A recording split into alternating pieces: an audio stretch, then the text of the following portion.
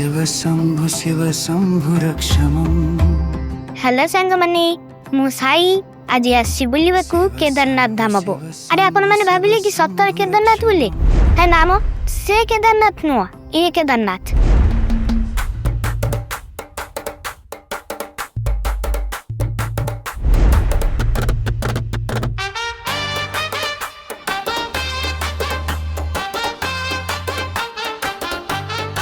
जाजपुर छतिया टू मात्र 10 किलोमीटर दूर थिबा गोटे गाँ से गाँव ना होची बारंग सेठी अछि ए मंदिरटी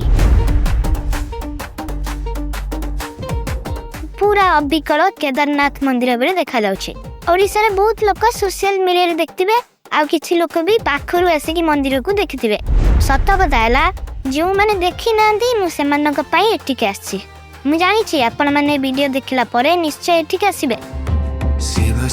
शिव शंभु पाहि मम। मु आजी मो बापा माँ भाई आ अजाई को सांगरे नै आछि। भाबिली गोटे वीडियो कर दबा आ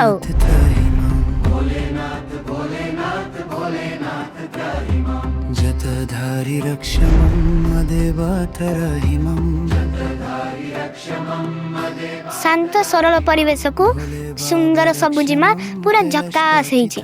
सबुडार भल कथा हला शहर टू बहुत दूर रे मंदिरटे अछि। महाप्रभु महाप्रभु महाप्रभु रक्षमं। महादेव महादेव महादेव रक्षमं। शिव शंभु शिव शंभु रक्षमं।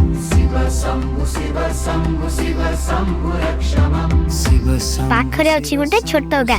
एठी जगतेश्वर को पूजा करा जाय। मंदिर भीतर को कैमरा मना अछि नले मु देखाई दै थानी भीतर कोन अछि।